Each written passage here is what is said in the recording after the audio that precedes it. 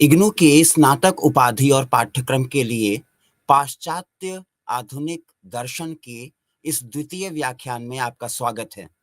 We would like to invite you to the second lecture of modern Western philosophy.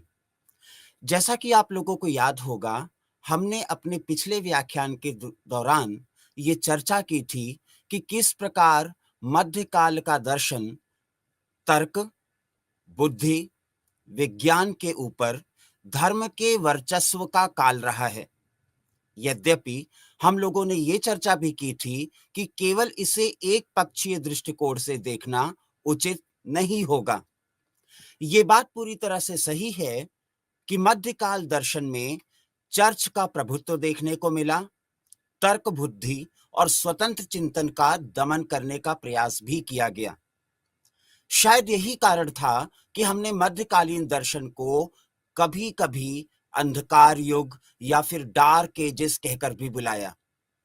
किंतु यदि आपको स्मरण हो, अपने पिछले व्याख्यान में हम लोगों ने ये भी चर्चा की थी कि एक दार्शनिक दृष्टिकोण होने के नाते हमें किसी भी मुद्दे, घटना या सिद्धांत को अलग-अलग पक्षों से समझने और उसकी एक आलोचनात्मक समझ विकसित करने का प्रयास करना चाहिए। हमने देखा कि अंधकार युग या जिसे हम लोग मध्यकालीन युग कहकर के बुलाते हैं, इसके अंदर यदि कुछ नकारात्मक पक्ष थे, तो कुछ सकारात्मक पक्ष भी थे। यदि इसमें कुछ आलोचनाओं के बिंदु थे, तो निश्चित तौर पर कुछ प्रशंसाओं के बिंदु भी मिलते रहे। हमने देखा कि जहां मध्यकालीन युग में एक ओर यूनानी दर्शन को हटाने का प्रयास किया गया, वहीं पे प्लॉटिनस और क्लीमेंट ऑफ अलेक्जेंड्रिया जैसे चिंतकों ने इसे पुनर्स्थापित और पुनर्व्याख्यायित करने का प्रयास भी किया। प्लॉटिनस ने तो इस प्लेटो और अरस्तु के दर्शन को और अधिक परिमार्जित करके चर्च के दृष्टिकोण के अनुसार सामंजस्य के साथ प्रस्तुत करने का प्रयास किया और इस प्रक्रिया में उन्होंने अरस्तु और प्लेटो के दर्शन की एक नवीन व्याख्या प्रदान की। अभी एक दूसरी बात है कि आप प्लॉटिनस के द्वारा दिए गए दर्शन को मूल रूप से प्लेटो का दर्शन मानेंगे या नहीं, लेकिन आपको कम से कम इतना योगदान तो मानना ही पड़ेगा कि उन्होंने काल के परिवर्तन के बावजूद प्लेटो, उनके सिद्धांतों, उनकी तर्कशीलता, उनके दर्शन को जिंदा बनाए रखने का प्रयास किया और इस प्रयास में एक नवीन प्रकार के दार्शनिक संप्रदाय को जन्म दिया, जिसे हम लोग नव्य प्लेटोवाद या नियो प्लेटोनिज्म कहकर भी बुलाते हैं। हाँ, ये बात जरूर है कि जब प्लॉटिनस इस प्रकार के सिद्धांत दे रहे हैं, जब क्लीमेंट ऑफ अलेक्जेंड्रिया जैसे दार्शनिक अरस्तु के ग्रंथों को दोबारा पढ़ने के लिए प्रेरित कर रहे हैं, तो दूसरी तरफ कुछ और दार्शनिक भी हैं, जैसे कि टार्टुलियन, जो पूरी तरह से यूनानी दर्शन का निषेध करने का प्रयास भी कर रहे हैं, क्योंकि उनका मानना है कि ये यूनानी दर्शन चर्च के प्रभुत्व को सीमित कर देगा। शायद इस प्रकार का निषेध करने वाले दार्शनिकों का यह मानना था कि अगर मनुष्य अनवरत रूप से स्वतंत्र चिंतन करने की प्रक्रिया को सीख गया, जैसा कि थेरीज से लेकर के सोफिस्ट तक हमें सिखाते आए हैं, तो संभव है कि चर्च और धर्म का प्रभुत्व छीण पड़ने लगे, समाप्त होने लगे। तो जहां एक ओर प्लॉटिनस और क्लीमेंट ऑफ अलेक्जेंड्रिया जैसे दार्शनिक दर्शन की परंपरा, उसके भाव को बनाए रखना चाहते हैं, वही दूसरी ओर टार्टुलियन जैसे दार्शनिक या तो दर्शन की स्वतंत्र चिंतन परंपरा को समाप्त करना चाहते हैं या फिर उसे चर्च जैसे धर्मों के अधीन लाना चाहते हैं। और ये कोई आश्चर्यजनक बात नहीं है, क्योंकि कालांतर में हमने देखा संस्था आम तौर पे स्वतंत्र चिंतन को उस प्रकार प्रोत्साहित नहीं करना चाहती जिस प्रकार की उससे अपेक्षा की जाती है। और मैं इस प्रकार के दृष्टिकोण को भी थोड़ी समानुभूति की दृष्टि से देखने का प्रयास करता हूं। क्योंकि आप सबने नीति शास्त्र के विषय में पढ़ा हुआ है, संस्था सदैव सामूहिक प्रयास से चलती है और इसलिए परंपरागत या सांस्कृतिक या सार्वभौमिक ढांचे का पालन करने का प्रयास करती है। यदि उसमें वैयक्तिक तर्कशीलता, यदि उसमें वैयक्तिक ढांचे का प्रवेश आवश्यकता से अधिक बढ़ जाए, तो ये संस्था समाज के लिए घातक भी हो सकता है। और अगर आपको याद हो, इस प्रकार कन्वेंशनल मॉडल ऑफ मोरालिटी और पर्सनलिस्टिक मॉडल ऑफ मोरालिटी के बीच के विभेद की चर्चा हम लोग नीति शास्त्र के व्याख्यान में पहले ही कर चुके हैं। तो अगर आप इस संदर्भ में रखते हुए इस मध्यकाल के दृष्टिकोण को समझने का प्रयास करें, तो आशा है आप इसे कहीं बेहतर तरीके से समझ पाएंगे। तो ये मध्यकालीन दर्शन कहीं ज्यादा एक सेंस ऑफ सिक्योरिटी, सुरक्षा का बोध, एक कलेक्टिव प्रोग्रेस, एक सामूहिक सामूहिक उन्नति और इसके साथ साथ संस्थागत ढांचे को प्रोत्साहित करने वाली नैतिकता को स्थापित करना चाहता था। जाहिर सी बात है, ऐसे में वैयक्तिक स्वतंत्र चिंतन को कुछ अंशों तक बाधित भी होना पड़ता है। कहने का मतलब ये कि मध्यकालीन युग, जिसे हमने अंधकार युग कहा, इसके नकारात्मक पक्ष तो बहुत ज्यादा हैं, लेकिन हमें यह भी स्वीकार करना पड़ेगा कि इसके कुछ सकारात्मक पक्ष भी रहे। अपने पिछले व्याख्यान में हम लोगों ने देखा कि ये मध्य युग ही था जिसमें पहली बार विश्वविद्यालय की परंपरा की नींव पड़ी, जिसके लिए यूनिवर्सिटास नाम का प्रयोग किया गया। हमने देखा कि ये मध्य युग ही था जिसमें ग्रंथों के संग्रहण करने, आर्काइविंग की परंपरा को बल दिया गया। हमने देखा कि ये मध्यकालीन युग ही था जिसमें स्कॉलरशिप और फेलोशिप, यानी कि छात्रवृत्ति और शोधवृत्ति देने की परंपरा की नींव पड़ी। अब ये बात दूसरी है कि इस प्रकार की छात्रवृत्ति और शोधवृत्ति चूंकि चर्च के द्वारा ही दी जाती थी, तो आमतौर पे शोध के विषय भी चर्च अथवा पवित्र ग्रंथ से संबंधित ही होते थे। शायद यही कारण है कि इस मध्यकालीन युग को हमने स्कॉलेसिस्टिसिज्म, यानी कि शास्त्रीयवाद के नाम से भी जानने का प्रयास किया। हमने ये भी देखा कि सामान्य की समस्या, अर्थात दर्शन शास्त्र में जिसे हम प्रॉब्लम ऑफ यूनिवर्सल्स कह करके बुलाते हैं, इसका आरंभ भी अगर मोटे मोटे तौर पर देखें तो मध्य युग में ही पड़ता है। इन समस्त परिचर्चाओं से हमने देखा कि ये बात सही है कि मध्य युग में कुछ अच्छी बातें भी हुई और कुछ बुरी बातें भी हुई। कुछ धर्म सम्मत चिंतन भी हुए और कुछ धर्म विरुद्ध चिंतन भी हुए, और ऐसा समस्त युगों में होता आया है, इसमें कोई भी आश्चर्य की बात नहीं है। लेकिन कालांतर में हमने देखा कि जब मध्यकालीन युग, पूर्व मध्य युग, अर्ली मिडिल एजेस और उच्च मध्य युग, हाई मिडिल एजेस से आगे बढ़ते हुए अपने उत्तरार्ध में पहुंचता है, तो हम उसे एक नया नाम देते हैं। हम उसे निम्न मध्य युग या लोअर मिडिल एज कह करके बुलाते हैं। अब ये लोअर क्यों हुई? क्योंकि हमने देखा कि कालांतर में धीरे धीरे धर्म, चर्च, आस्था, श्रद्धा और विश्वास का भाव कुछ इस तरह से बढ़ा कि आत्मचिंतन और स्वतंत्र चिंतन की परंपरा कहीं ना कहीं हमारे कर्म कांडों, हमारे रिचुअल्स में बस खोकर सी रह गई।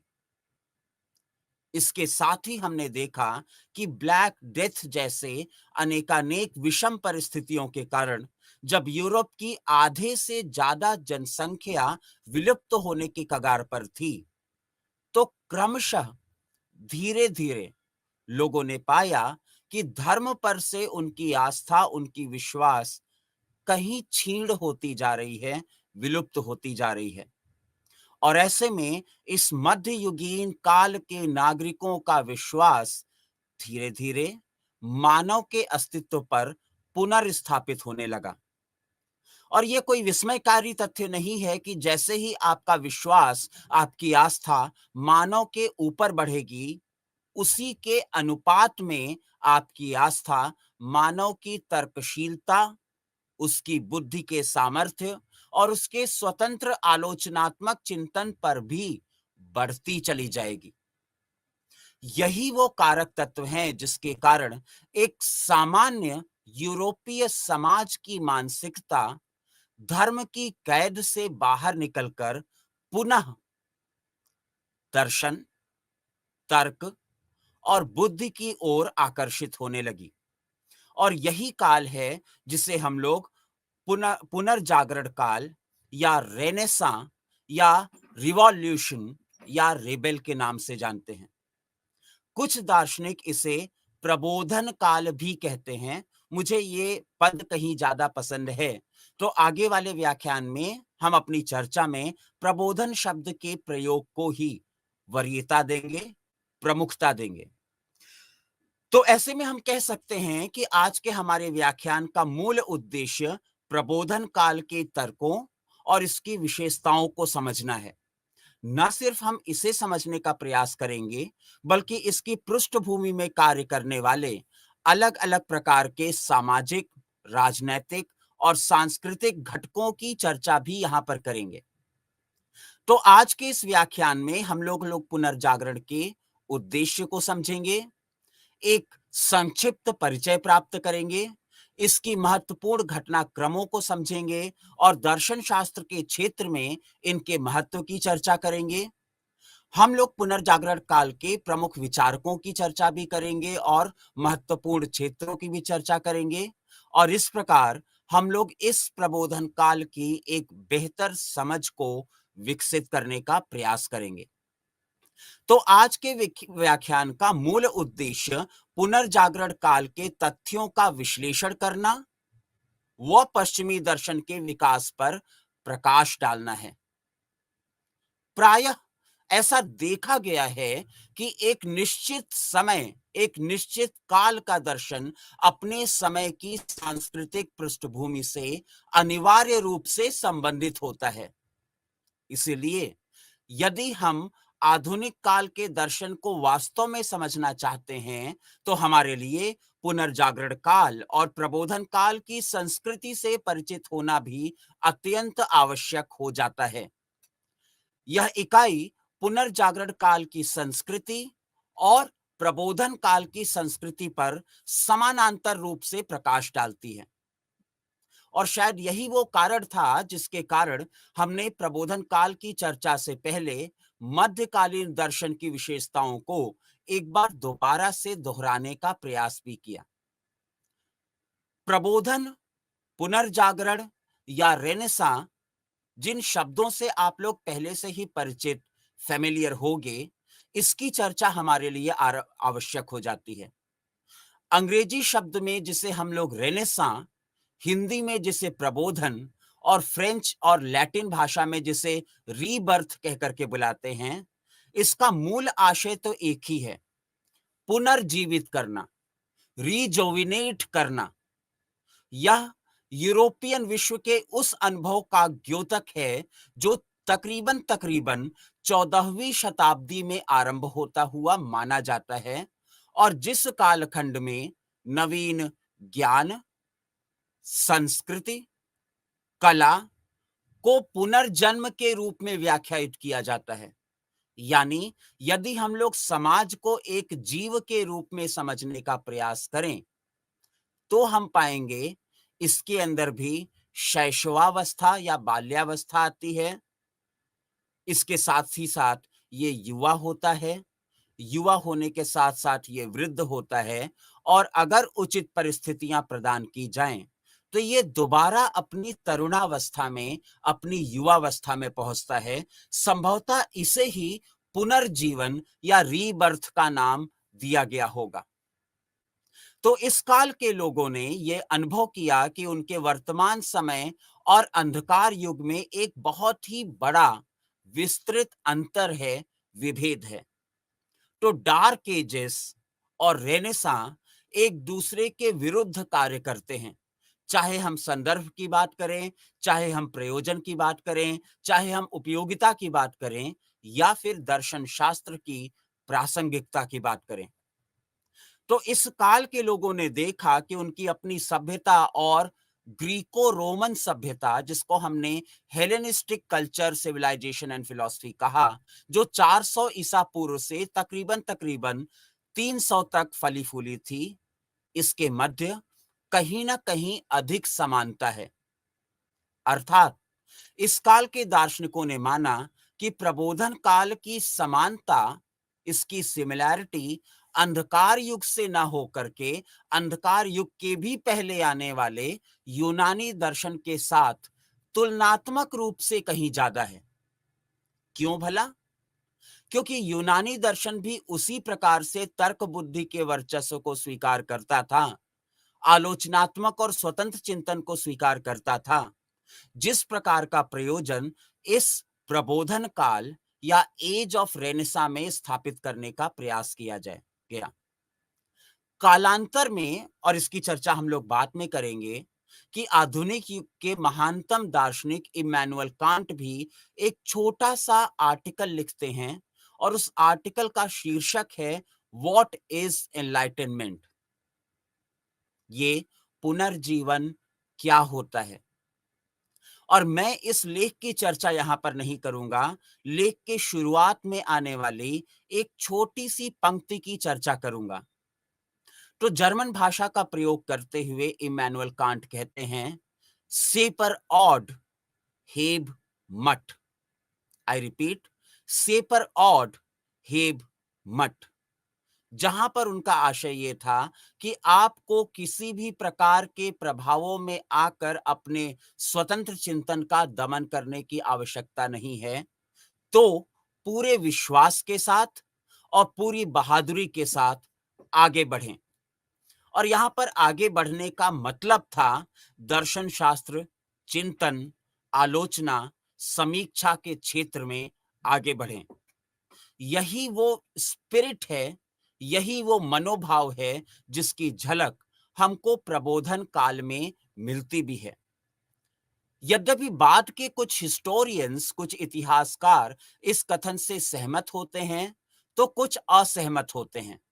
वास्तव में जूल्स माइकलेट अपनी पुस्तक लॉ रेनेसा में यह स्पष्ट करने का प्रयास करते हैं कि इस काल के केवल और केवल दो ही महत्वपूर्ण लक्षण हैं। नंबर 1, जगत की उत्पत्ति की खोज करना, to search for the ultimate source point of this world and its varieties. और दूसरा, मानव स्वभाव, मानव प्रवृत्ति को समझना, to understand the human nature and human tendencies. और इसके लिए सिद्धांत बनाने, परिचर्चा करने का प्रयास पुनर्जागरण काल या प्रबोधन काल में किया गया।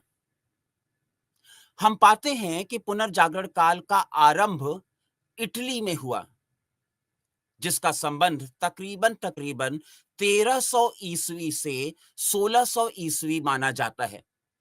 गौर कीजिएगा कि ये जो डेट्स मैं आपको बता रहा हूं, ये जो काल अवधि की चर्चा की जा रही है, ये हमेशा टेंटेटिव रहेगा, ये तकरीबन तकरीबन रहेगा, क्योंकि हम लोग निश्चित काल का विभाजन करने में समर्थ नहीं हैं। हम केवल औसतन अंदाजा ही लगा सकते हैं। खैर, तो ऐसे ऐतिहासिक रूप से यह मध्यकाल से आरंभ होकर आधुनिक का युग, जो प्रबोधन काल से आरंभ माना जाता है, तब तक विस्तारित माना जाता है। So the line of demarcation between the medieval age, between the age of Renaissance and the modern age is quite blurred. ये जो इनकी परिसीमा है, ये बहुत ज्यादा धुंधली है। तो ऐसे में जिन दिनांकों की चर्चा, मैं काल अवधि की चर्चा कर रहा हूं, ये चर्चा अलग अलग पुस्तकों में आपको बदली हुई भी मिल सकती है, तो इससे आपको आश्चर्यचकित नहीं होना है। खैर, तो जैसा कि मैंने कहा, ऐतिहासिक रूप से यह मध्यकाल से आरंभ होकर आधुनिक काल तक विस्तारित है। अगर हम लोग राजनीतिक रूप से मध्ययुगीन यूरोप में सामंती पदानुक्रम का वर्चस्व माने, तो हमें यह भी मानना पड़ेगा कि यही वो काल था जब किसानों का जमींदारों के अधीन होना और जमींदारों का अपने ऊपर सामंतों के अधीन होना पाया गया। It was an age of capitalism. It was an age of, better to say, feudalism. यह क्रमशः राजा तक जाता था। ज्ञान के क्षेत्र में कैथोलिक चर्च का वर्चस्व था, और यहां पे कैथोलिक का मतलब परंपरागत चर्च, जिसमें प्रश्न पूछने का अधिकार नहीं था। आपका अधिकार आपकी आस्था, आपके विश्वास तक सीमित होकर रह जाता है। तो ज्ञान के क्षेत्र में कैथोलिक चर्च का वर्चस्व था, और सभी प्रकार के कला, विज्ञान और दर्शन वास्तव में ईसाई धर्मशास्त्र के अधीन थे, उनके नियंत्रण में थे। तो ऐसे मध्य युगीन वास्तुकला प्रधान चर्चा के रूप में या चर्च के स्थापत्य के रूप में, और कला धार्मिक चित्रकारी के रूप में ही प्रदर्शित होती है। यहां तक कि प्राचीन लेखकों को मुख्य रूप से लैटिन भाषा में पढ़ने के लिए ही बाध्य किया जाता था, क्योंकि लैटिन भाषा का ज्ञान धर्मशास्त्रों के ज्ञान के लिए अनिवार्य माना गया। जैसा कि हमने पहले भी कहा, ये स्कॉलेस्टिसिज्म का काल था, और स्कॉलेस्टिसिज्म शब्द को इसी प्रवृत्ति और प्रविधि, जिसका तकरीबन 19वीं शताब्दी में ह्रास होने लगा, का वर्णन करने के लिए प्रयुक्त माना जाता है। पुनर्जागरण काल ने कला, विज्ञान, दर्शन आदि पर धर्म के वर्चस्व को समाप्त करने का प्रयास किया। यानी कि अंधकार युग में जिस प्रकार धर्म ने वर्चस्व को प्राप्त कर लिया था, मध्यकाल के पश्चात प्रबोधन काल में इस वर्चस्व का प्रभाव धीरे धीरे कम होता दिख पड़ता है। 14वीं शताब्दी के आरंभ से इन विषयों को अपनी रुचि के अनुसार स्वतंत्र रूप से पढ़ने की प्रवृत्ति धीरे धीरे बढ़ने लगी। इससे क्या हुआ? इससे कला, दर्शन, विज्ञान का स्वतंत्र विज्ञान विकास होने लगा, और इससे आधुनिक पाश्चात्य दर्शन के जन्म का पथ प्रदर्शित होने लगा। तो हम जिस मार्ग पर अग्रसर हुए वो कहीं और नहीं जा रहा था, बल्कि आधुनिक पाश्चात्य दर्शन की ओर ही अग्रसर हो रहा था। यह वैचारिक स्वतंत्रता एक और कारण से भी प्राप्त हुई, क्योंकि हमने इसी काल में देखा कि कैथोलिक चर्च का विरोध करते हुए भी धर्म का पालन करने वाले एक नए संप्रदाय का जन्म हो रहा है, जिसे हम लोग प्रोटेस्टेंट चर्च कहकर के बुलाते हैं। तो अगर आप गौर करें, इसके नाम में ही प्रोटेस्ट छुपा हुआ है, अर्थात संस्थागत दमन के खिलाफ आवाज उठाने की परंपरा धीरे धीरे मजबूत होने लगी, सशक्त होने लगी।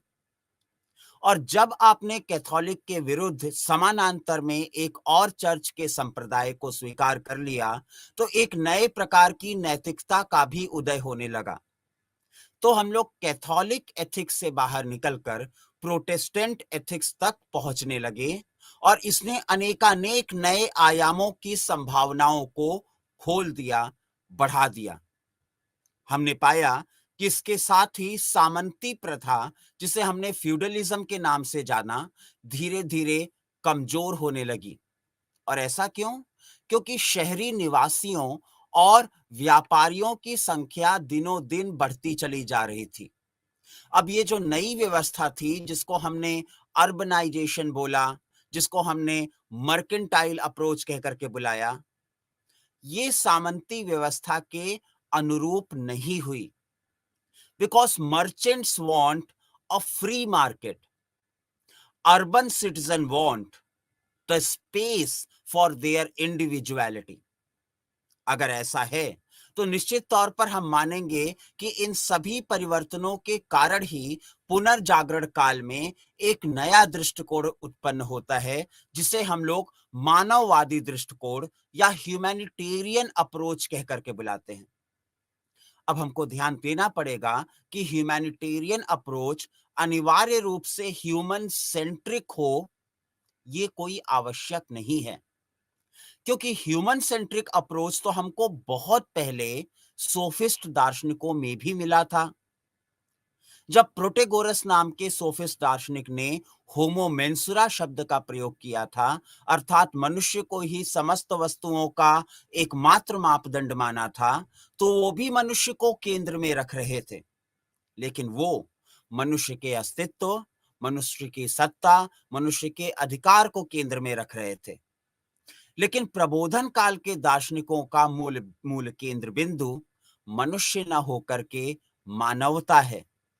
It is not the humans but the humanitarian perspective which becomes the focal point of the age of Renaissance and the age of Enlightenment.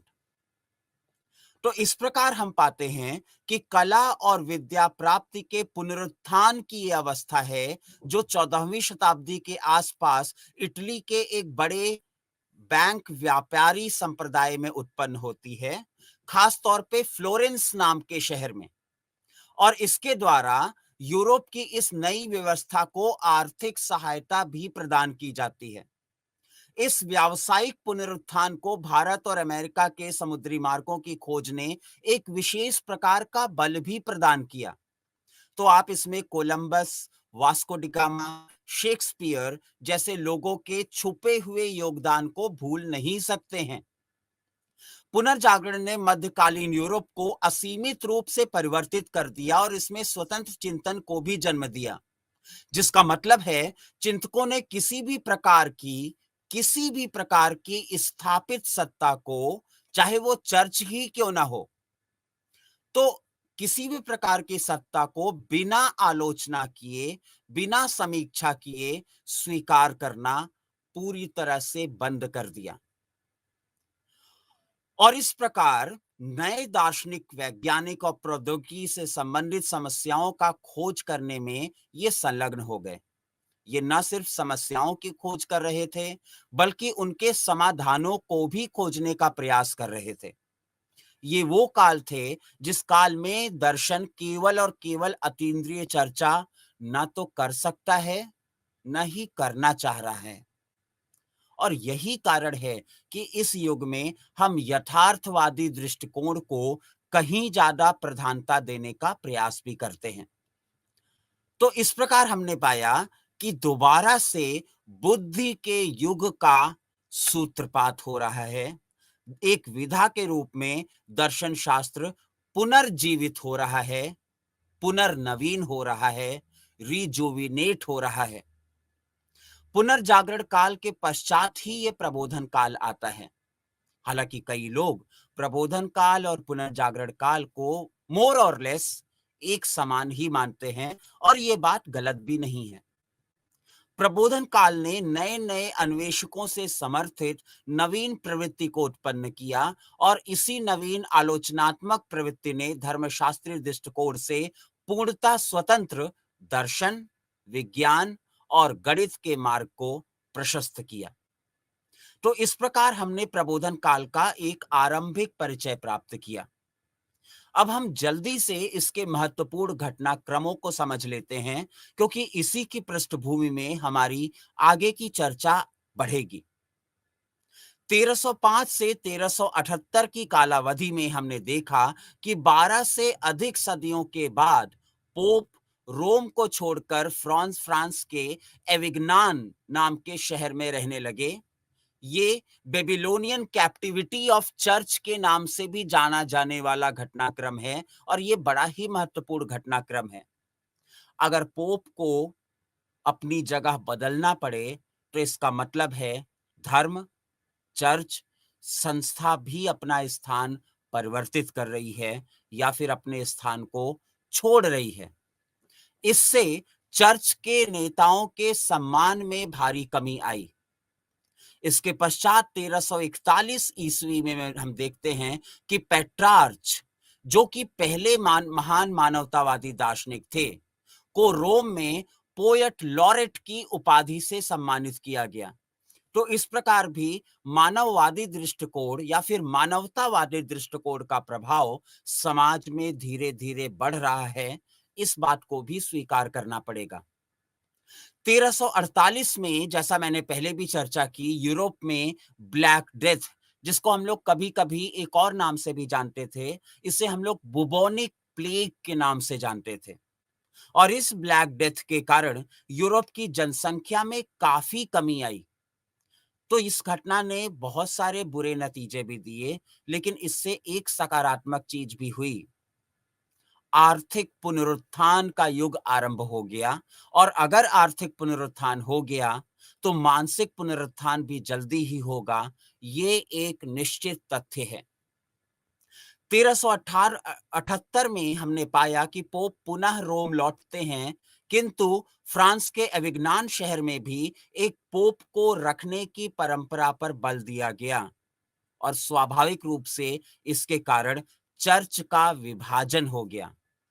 Church का विभाजन हो गया, जिसके कारण चर्च का नियंत्रण भी धीरे धीरे कमजोर होने लगा। 1397 में हम देखते हैं कि फ्लोरेंस की मेडिकी बैंक की स्थापना की जाती है। मेडिकी बैंक को कला साहित्य का संरक्षक माना गया। फ्लोरेंस में भी ग्रीक साहित्य को विश्वविद्यालय के एक विशेष विषय के रूप में स्थापित किया गया।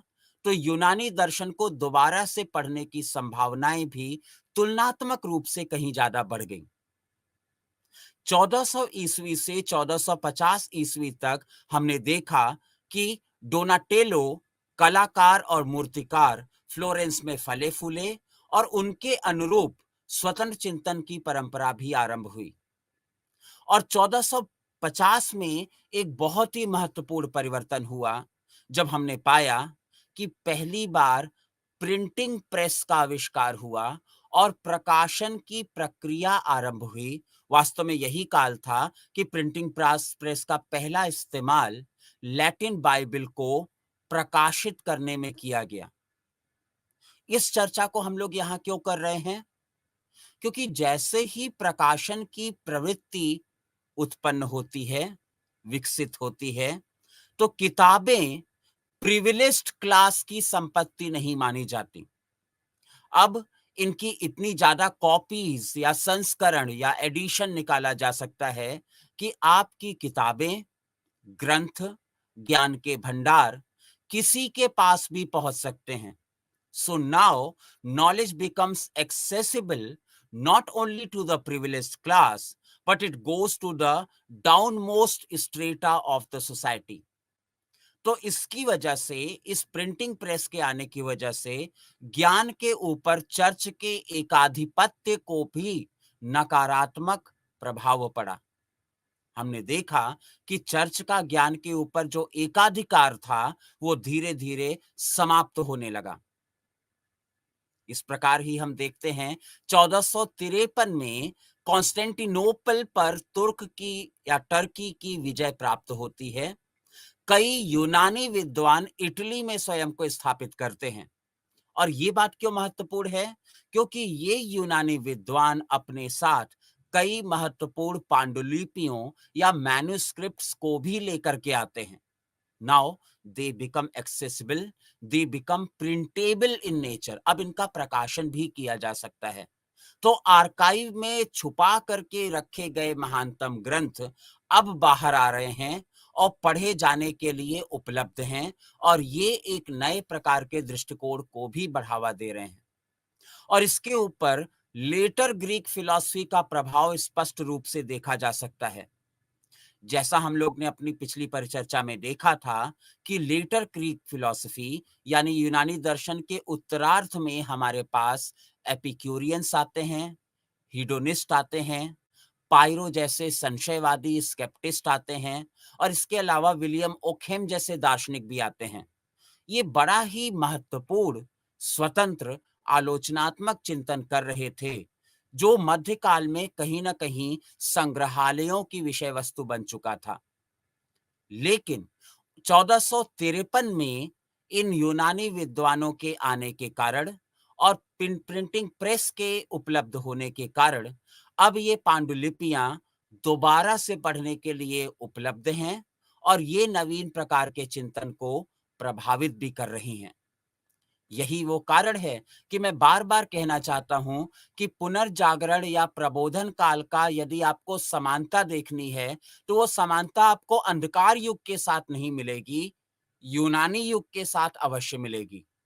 और यहाँ पे यूनानी युग का मूल अर्थ है उत्तर यूनानी दर्शन, अर्थात यूनानी दर्शन का उत्तरार्ध काल, जहां पर हम लोग शुद्ध रूप से परम द्रव्य की चर्चा नहीं कर रहे, शुद्ध रूप से ज्ञान की चर्चा नहीं कर रहे, बल्कि मानव समाज में ज्ञान की प्रासंगिकता, उपयोगिता और आंशिक रूप से आध्यात्मिक पक्ष यानी स्पिरिचुअल एस्पेक्ट की भी चर्चा कर रहे हैं। खैर, तो 1489 में इटलीवासी या वेनिस, जो कि तुर्की से हार गए थे, फलतः भारत के लिए भी प्राचीन व्यापारिक मार्ग बंद, नए मार्गों को खोजने लगते हैं। और 1492 में, जैसा कि आप सबको पता है, कोलंबस भारत की खोज में अमेरिका पहुंच जाते हैं। So it was opening of the horizons for a new continent and new space for further deliberation of our knowledge. 1495 से 1498 तक लियोनार्डो दा विंची ने द लास्ट सपर नाम की पेंटिंग बनाई, जो कि बड़ी ही विवादास्पद भी रही। इसी 1498 में वास्को डिगामा ने भारत के लिए समुद्री रास्तों की खोज की और केरला पहुंच गए। पोर्तुगीज भारत में आने वाले सबसे पहले यूरोपीय औपनिवेशिक सत्ता बनकर आए। 1505 के आसपास हम पाते हैं कि लियोनार्डो दा विंची मोनालिसा की पेंटिंग बनाते हैं और माइकल एंजेलो डेविड की मूर्ति का स्थापना करते हैं। 508 से 512 के बीच में हम पाते हैं कि माइकल एंजेलो ने रोम में पिटेक कैथेड्रल के सिस्टेन चैपल की छत को पेंट किया था। 1517 में हम पाते हैं कि मार्टिन लूथर किंग का उदय हो रहा है, जिन्होंने जर्मन प्रोटेस्टेंट सुधारों पर बल दिया, और इसके द्वारा जॉन कैल्विन ने फ्रांस में 1530 में प्रोटेस्टेंट एथिक्स को स्थापित किया। और इसके साथ एक नवीन प्रकार के दृष्टिकोण का जन्म होता है, जिसे हम लोग समाजशास्त्र में एक नए नाम से जानते हैं। हम इसको कैल्विनिज्म कह करके बुलाते हैं, जो प्रोटेस्टेंट एथिक्स को समझने का एक नया नजरिया हमको प्रदान करती है। तो ये बड़ा ही महत्वपूर्ण काल था, दर्शन के दृष्टिकोण से भी, विज्ञान और गणित के दृष्टिकोण से भी, और समाजशास्त्र के दृष्टिकोण से भी। 1519 में हम पाते हैं कि मध्य और दक्षिण अफ्रीका में स्पेनिश विस्तार बढ़ता है। 1543 में हम पाते हैं कि कोपरनिकस हीलियोसेंट्रिक थ्योरी को प्रस्तुत करते हैं, और यह भी एक बहुत ही महत्वपूर्ण नैरेटिव है जो आधुनिक दर्शन के धरातल को स्थापित करता है। अभी तक के चर्च प्रधान ज्ञान में इस बात को निश्चित तौर पर स्वीकार किया गया कि चूंकि मनुष्य स्वयं ईश्वर की संतान है और मनुष्य के रहने के लिए ईश्वर ने पृथ्वी का निर्माण किया है, जो उसके लिए सर्वोचित और सर्वोत्तम जगत है, तो ऐसे में जगत का केंद्र बिंदु तो मानव ही है। और अगर मानव ही जगत का केंद्र बिंदु है, तो हमको यह भी मानना पड़ेगा कि वो स्थान जहां पर मानव रहता है, ये भी जगत का केंद्र होगा। अर्थात पृथ्वी वो धुरी है जिसके चारों तरफ समस्त सितारे, सूर्य और अन्य आकाशीय खगोल मंडल घूमते रहते हैं। और इस बात को हर किसी ने हर काल में जैसे का तैसा स्वीकार कर लिया, क्योंकि हमारे ऐन्द्रिक अनुभव भी तो यही बताते हैं। लेकिन पहली बार कोपरनिकस ने स्वतंत्र चिंतन करते हुए, अपनी तर्कशीलता का प्रयोग करते हुए और गणितीय पद्धति के द्वारा 1543 में जब ये बोला कि जगत का केंद्र पृथ्वी न होकर के सूर्य है, तो इसने चर्च की मान्यताओं को छिन्न भिन्न कर दिया। क्या हम ये स्वीकार कर लें कि मनुष्य इस जगत का केंद्र नहीं है? क्या हम ये स्वीकार कर लें कि मनुष्य को कोई विशेष दर्जा दे करके ईश्वर ने नहीं बनाया है? और अगर हम ये स्वीकार कर लेंगे, तो कहीं ना कहीं हम हमारे अंदर ये प्रश्न भी उत्पन्न होगा कि क्या ईश्वर है? और यही वजह है कि इस कॉपरनिकन थ्योरी को चर्च ने सिरे से नकारने का प्रयास किया। ऐसा ही कुछ प्रयास बाद में भी किया गया जब हमने पाया कि चार्ल्स डार्विन इवोल्यूशन की थ्योरी दे रहे हैं, जो चर्च के क्रिएशनलिज्म की थ्योरी के खिलाफ जा रहा है। तो खैर, कोपरनिकस की इस हीलियोसेंट्रिक थ्योरी को चर्च ने पुरजोर नकारने का प्रयास किया और कोपरनिकस को एक पब्लिक फोरम पे संवाद के लिए या शास्त्रार्थ के लिए आमंत्रित किया। और जैसा कि मुझे याद आता है, ये संवाद चर्च के प्रतिनिधि कार्डिनल पेलारमाइन और विज्ञान और स्वतंत्र चिंतन के प्रतिनिधि कोपरनिकस के बीच में हुआ। पेलारमाइन बड़े ही जोश और आवेश के साथ कहते हैं, Copernicus, I appeal to church, I appeal to your heart, और हार्ट का मतलब यहाँ पे फेथ है। I appeal to the people. और इसके साथ ही समस्त अनुयायी जोर से तालियां बजाते हैं। और फिर कार्डिनल पेलारमाइन कोपरनिकस से पूछते हैं, whom do you appeal to, Copernicus, और what is your authority, dear Copernicus. और इतिहास साक्षी है कि इस संवाद में कोपरनिकस ने अपनी हार स्वीकार की थी, लेकिन मंच से उतरने से पहले कोपरनिकस कहते हैं, I do not appeal to church. I do not appeal to your heart. I do not appeal to the people of the church. I appeal not to your heart, but to your head. I appeal not to your emotions, but to your reason. और ये बोल के Copernicus मंच से नीचे हार उतर जाते हैं, जिसे विज्ञान की पराजय के रूप में स्वीकार किया गया। लेकिन कालांतर में गैलीलियो के आने के साथ, टेलीस्कोप के बनने के साथ और विज्ञान की पद्धति में परिष्कार होने के साथ हमने पाया कि जीतने वाले कार्डिनल पेलारमाइन गलत बात कह रहे थे और हारने वाले कोपरनिकस एक सही बात कह रहे थे। ये वो माइलस्टोन है जिसके साथ चर्च का प्रभुत्व समाप्ति की ओर अग्रसर हो गया। इसके पश्चात 1546 से 1563 के बीच में हम पाते हैं कि कैथोलिक चर्च ने इटली के ट्रेंट में एक परिषद का गठन किया और एक प्रतिक्रिया के तौर पर, मतलब जिसको कहते हैं डैमेज कंट्रोल के तौर पर, सुधारों का आरंभ किया। ये सुधार ज्ञान के क्षेत्र में भी थे, समाज के क्षेत्र में भी थे और मानवता के दृष्टिकोण के अनुकूल भी थे। फलतः अनेकानेक प्रकार की पुस्तकों को प्रतिबंधित कर दिया गया और ये यूरोप के दार्शनिकों, चिंतकों और वैज्ञानिकों के लिए एक नई चेतना लेकर के आता है। 1585 1585 वो काल था जब पोप ग्रेगरी 13th ने मॉडर्न डे कैलेंडर को प्रस्तुत किया, इंट्रोड्यूस किया, और ये वही कैलेंडर है जिसको हम लोग ग्रेगोरियन कैलेंडर के रूप में आज भी इस्तेमाल करते हैं।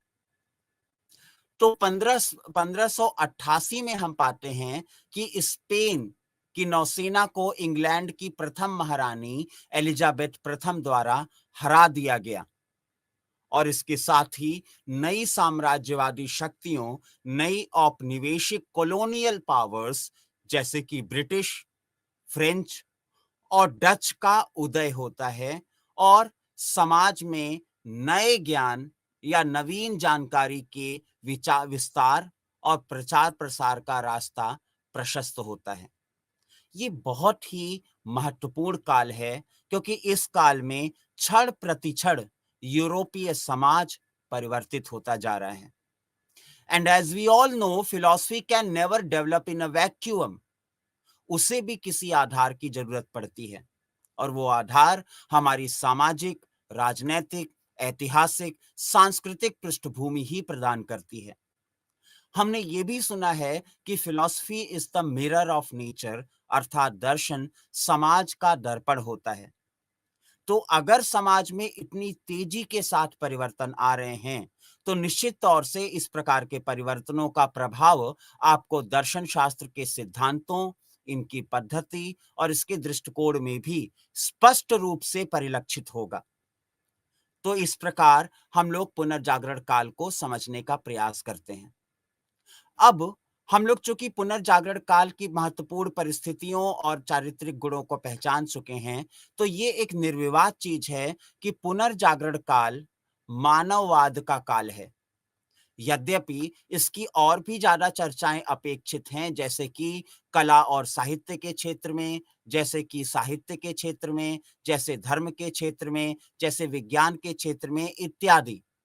लेकिन फिलहाल इनकी चर्चा हम लोग नहीं करेंगे, क्योंकि हमारा व्याख्यान शुद्ध रूप से दर्शन शास्त्र की परिचर्चा पर आधारित है। तो इनमें से मैं केवल एक बिंदु को उठाऊंगा, और वो बिंदु है मानववादी दृष्टिकोण या ह्यूमैनिटेरियन अप्रोच। तो इस काल में हम लोग पाते हैं कि वर्तमान समय में मानववाद को मानव कल्याण से जोड़कर एक गंभीर दृष्टिकोण के रूप में देखने का प्रयास किया जाता है। यद्यपि पुनर्जागरण काल के समय से ही इसे मानववादी कहा जाता था, जो मानविकी के नाम से 5 विषयों का ज्ञाता माना जाता है। इटली के स्थापित विश्वविद्यालय पद्धति में इसे मानविकी या ह्यूमैनिटीज का नाम दिया गया, और इस मानविकी में सम्मिलित थे नंबर 1 व्याकरण, जिसको हम ग्रामर कहकर के बुलाते हैं, भाषण देने की कला, जिसे द आर्ट ऑफ ओरेटरी कहकर के बुलाते हैं, काव्य, जिसे हम पोएट्री या फिर फिक्शन कहकर के बुलाते हैं, इतिहास, जिसे हम लोग हिस्ट्री के नाम से जानते हैं, और नैतिक दर्शन, जिसे हम लोग एथिक्स और मोरालिटी के नाम से जानते हैं। दर्शन शास्त्र में प्रवीण हमारे श्रोता जानते होंगे कि जब नैतिकता का जन्म होगा, तो उसके साथ ही नीति शास्त्र, और नीति शास्त्र के साथ ही साथ कालांतर में अधिनीति शास्त्र भी आएगा। So the moment we talk about morality, we enter the field of ethics, and the moment you enter the field of ethics, you have to enter sooner or later in the philosophical discussions of meta ethics. तो इस प्रकार हम पाते हैं grammar, oratory skill, poetry and fiction, history और ethics, ये वो 5 शाखाएं थीं जिसके साथ पहली बार विश्वविद्यालय में ह्यूमैनिटीज या मानविकी की विधा को विकसित किया जाता है, मानविकी के संकाय फैकल्टी की स्थापना की जाती है। मानवविद प्रायः अपने ज्ञान के लिए अपनी रुचि के इन विषयों का अध्ययन करते थे, अपनी रुचि के लिए अध्ययन करते थे, न कि धर्मशास्त्रों को बढ़ावा देने के लिए। तो ये एक स्वतंत्र चिंतन था। मानवविदों का दृष्टिकोण स्कॉलेस्टिक थिंकर से बिल्कुल अलग था। स्कॉलेस्टिक थिंकर ने मध्ययुगीन परंपरा का अनुसरण किया था, जबकि मानववादी दार्शनिक इसे मानव के लिए कहीं ज्यादा बोधगम्य और प्रासंगिक बनाने का प्रयास कर रहे हैं। तो पुनर्जागरण मानववाद प्राचीन सभ्यता की शास्त्रीय लैटिन भाषा की पांडुलिपियों को पुनः खोजकर इटली में स्थापित करता है। बाद में 1453 में, जैसा कि हमने देखा, कॉन्स्टेंटिनोपल के पतन के साथ ही इटली में बहुत सारे विद्वान प्रवसन कर गए और अपने साथ बड़ी ही महत्वपूर्ण पांडुलिपियों को भी लेकर चले गए। फलतः इसके परिणाम स्वरूप यूनानी भाषा, दर्शन और इतिहास को पढ़ने की प्रवृत्ति और भी ज्यादा सशक्त हुई, और भी ज्यादा प्रचलित हुई। प्लेटो मानो पुनर्जीवित हो गए। प्लेटो और अन्य पूर्व के दार्शनिकों को एक नए दृष्टिकोण के साथ पढ़ने का प्रयास किया जाने लगा। और आपको याद होगा, आरंभ में मैंने आप लोग के साथ ये कोटेशन बोली थी, The entire history of Western philosophy is nothing but simply the footnotes of what Plato has said. पाश्चात्य दर्शन का समस्त इतिहास और कुछ नहीं बल्कि प्लेटो के दर्शन के ऊपर दी गई टिप्पणियों के अतिरिक्त और कुछ भी नहीं है। तो प्लेटो का प्रभाव पाश्चात्य दर्शन पर बार बार लौटकर पुनर्परिष्कृत होकर के, पुनर्जीवित होकर वापस आता ही रहता है। आगे चलकर इस सकारात्मक दृष्टिकोण ने विद्वानों को इन विषयों का अध्ययन स्वयं के ज्ञानार्जन के लिए करने को प्रेरित किया, न कि धर्मशास्त्र को बल देने के लिए प्रेरित किया। और इस प्रकार हमारा दर्शन शास्त्र का दृष्टिकोण भी बदल जाता है।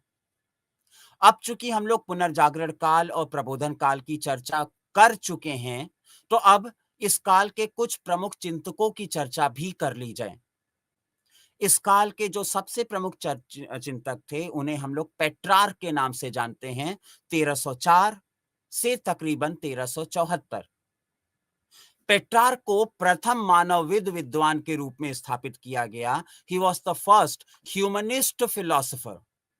उन्हें पोएट लॉरेट के नाम से भी सम्मानित के रूप में भी सम्मानित किया गया। उन्होंने शहर शहर यात्राएं की और अपने साहित्य को इटालियन और लैटिन भाषा में भी लिखा, और इस प्रकार उन्होंने अपने आप को दो युगों के बीच में खड़ा कर दिया, मध्यकाल और पुनर्जागरण काल। अनेक रूपों में पुनर्जागरण काल के लक्षण उनके लेखों में दिखाई देते हैं। दूसरे महत्वपूर्ण दार्शनिक को हम लोग निकोलस के नाम से जानते हैं, 1401 से 1464। निकोलस ने अपनी शुरुआत चर्च में अध्ययन के साथ की और अपनी जीविका का अंत कैथोलिक चर्च के एक कार्डिनल के रूप में किया। वो अपने समय से आगे के व्यक्ति थे, ऐसा माना गया। उन्होंने कोपरनिकस के इस सिद्धांत का पहले ही अनुमान लगा लिया था और उन्होंने कहा था कि पृथ्वी ब्रह्मांड का केंद्र नहीं हो सकती, यद्यपि उनके पास इसके लिए कोई भी गणितीय प्रमाण नहीं थे। उन्होंने अपनी प्राचीन पांडुलिपियों के अध्ययन के माध्यम से बड़ा ही प्रमुख योगदान दिया और उनकी अपनी पुस्तक ऑन लर्न्ड इग्नोरेंस, यानी ज्ञात अज्ञानता, में प्रस्तुत दर्शन काफी प्रसिद्ध हुआ। वे ऐसे दार्शनिक थे कि उन्होंने अरस्तु के दर्शन की आलोचना की और कहा, हम केवल अनुमानित और सन्निकट वास्तविकता का ज्ञान ही प्राप्त कर सकते हैं। इस ज्ञान को हम अनुमानित ज्ञान, इन्फरेंशियल नॉलेज कहते हैं। इसके बाद के दार्शनिक को हम लोग डेसिडेरियस इरास्मस के नाम से जानते हैं और वे हॉलैंड के निवासी थे।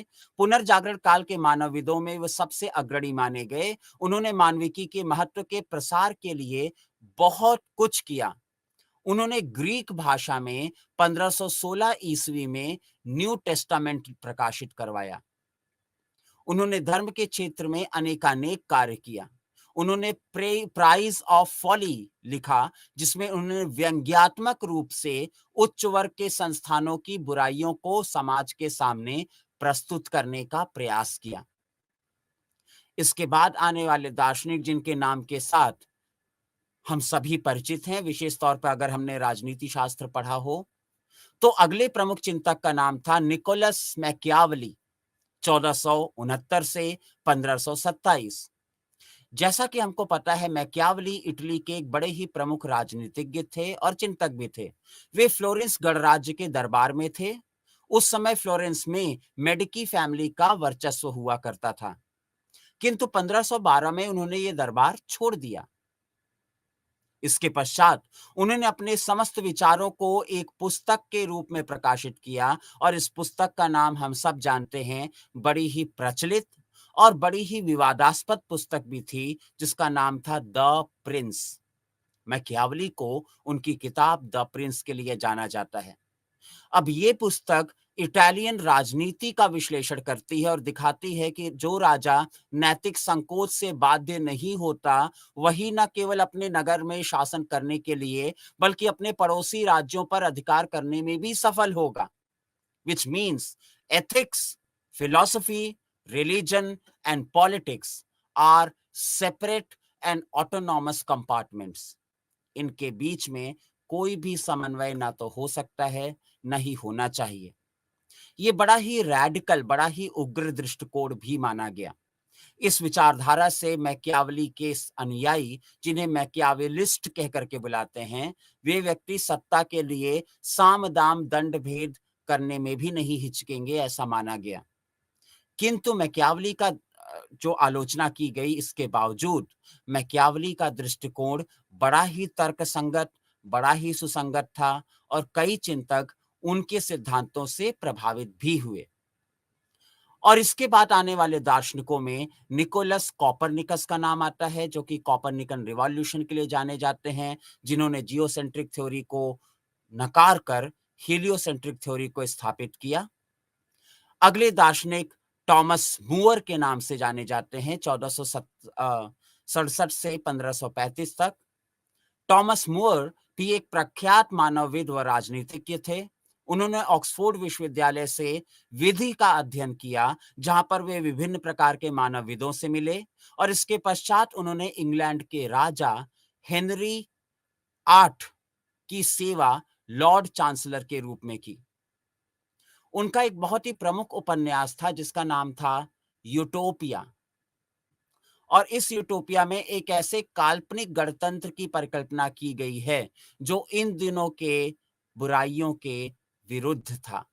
यानी यथार्थ की बुराइयों से ऊपर उठकर एक काल्पनिक और आदर्श राज्य की स्थापना का प्रयास टॉमस मूर ने अपने आर्टिकल में किया। कालांतर में यह राजनैतिक लेखन में अत्यंत महत्वपूर्ण सिद्ध हुआ। इसके बाद हम लोग मार्टिन लूथर किंग को जानते हैं, जिन्हें ऑगस्टाइन क्रम में एक भिक्षु योगी और धर्मशास्त्र के प्रोफेसर के रूप में स्थापित किया गया। रोम के पादरियों के लज्जाजनक जनक कलंकित जीवन और उनकी धन संपत्ति को देखकर मार्टिन लूथर किंग अत्यंत आश्चर्यचकित थे। उन्होंने एक दूसरे पादरी जॉन टिटलेस, जो पापों को क्षमा करने के बदले में धन लेते थे, इनके विरुद्ध ईसाईयत में सुधार के लिए कई संघर्ष किए। इसके बाद जॉन कॉल्विन आते हैं, जो कि फ्रेंच थे, और इनकी किताब का नाम था institutes of the Christian religion, जिसमें वो प्रोटेस्टेंट एथिक्स की स्थापना करते हैं। अर्थात वो कहते हैं चर्च की नैतिकता के अलावा भी एक दूसरी नैतिकता हो सकती है।